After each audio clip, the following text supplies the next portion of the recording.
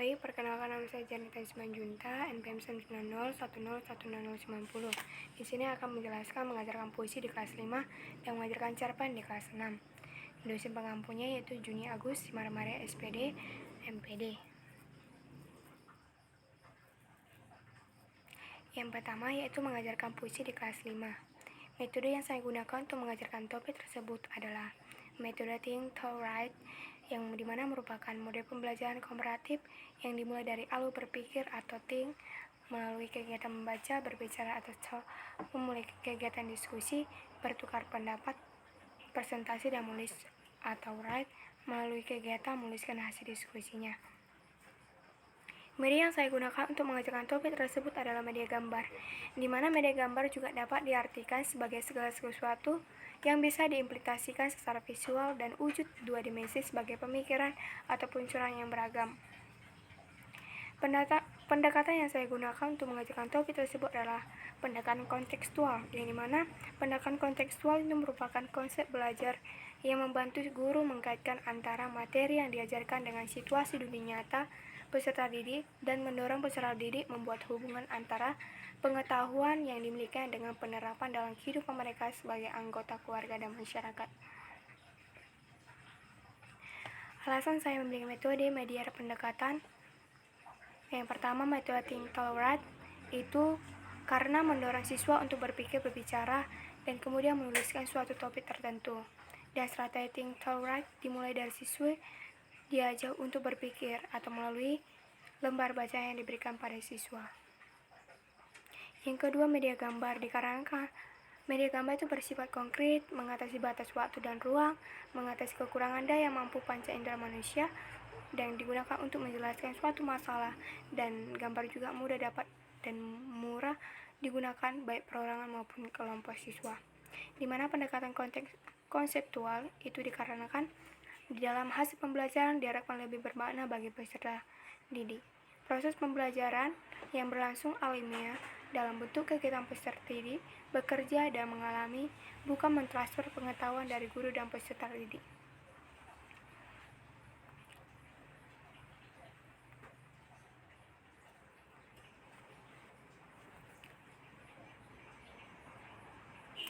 Di sini saya akan menjelaskan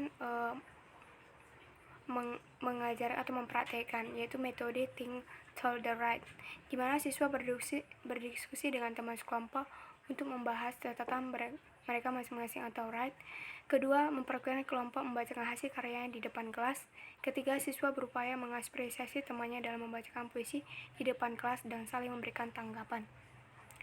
Peranan guru dalam metode pembelajaran TTW atau Think, Talk, Write itu mengajukan pertanyaan dan tugas yang menyatakan keterlibatan dan menantang setiap siswa berpikir. Kedua, mendengar secara hati-hati ide siswa. Ketiga, menyuruh siswa mengungkapkan ide secara lisan dan tertulis. Yang keempat, memutuskan apa yang digali dan dibawa siswa dalam diskusi. Keempat, memutuskan kapan memberikan informasi, mengidentifikasikan persoalan-persoalan menggunakan model, membimbing dan membiarkan siswa berjuang dengan keselatan. Yang pertama juga metode Think atau Write juga mempraktekkan yang pertama, siswa duduk dalam kelompok kecil yang terdiri atas 3-5 anggota heterogen. Kedua, siswa menyimak dengan cermat menjelaskan guru mengenai tugas yang harus dikerjakan. Yang ketiga, peserta didik menerima dan mengamati sebuah gambar atau memandang alam. Ketiga, peserta didik mencatat hal yang menarik bersifat pokok dari gambar. Yaitu selanjutnya siswa menyusun kata-kata dalam satu dengan baik,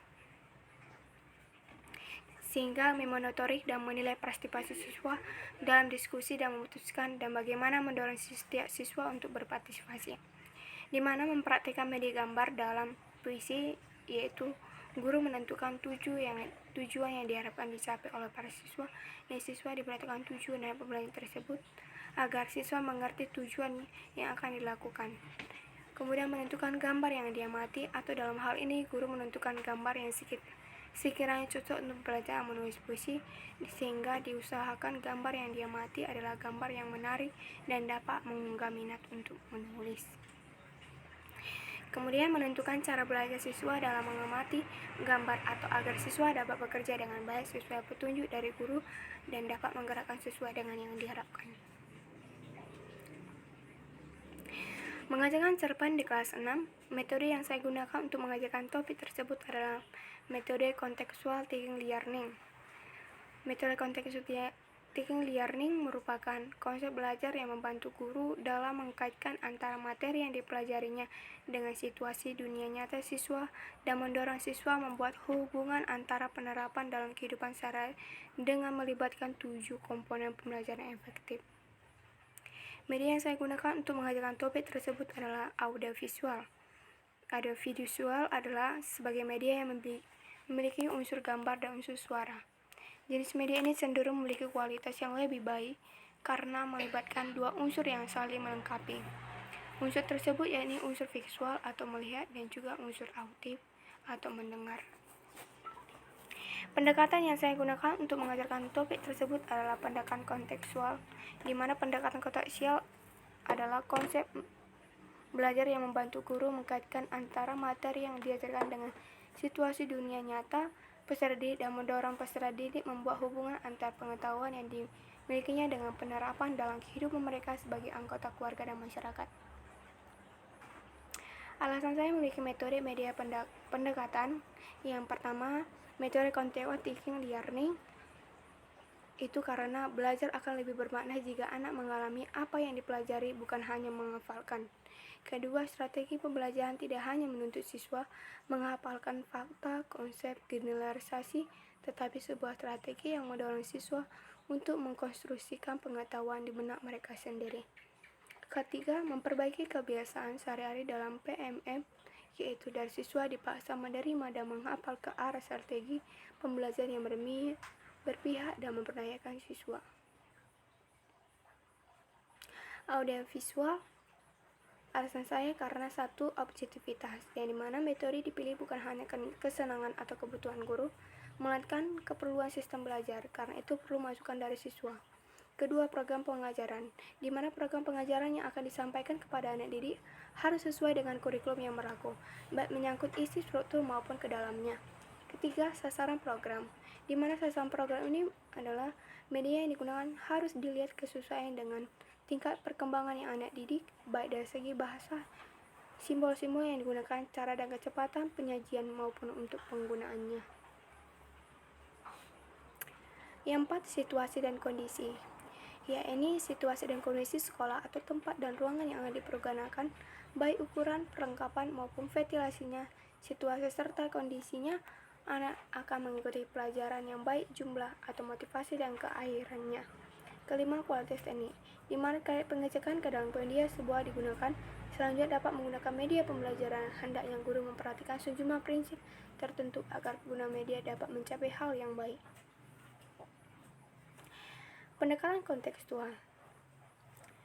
Alasan saya memilih pendekatan kontekstual karena hasil pembelajaran diharapkan lebih bermakna bagi peserta didik. Dalam proses pembelajaran berlangsung alami, dalam bentuk kegiatan peserta didik bekerja dan mengalami, bukan mentransfer pengetahuan dari guru peserta didik. Baiklah, sekian dan hasil presentasi saya, semoga bermanfaat bagi kita semua.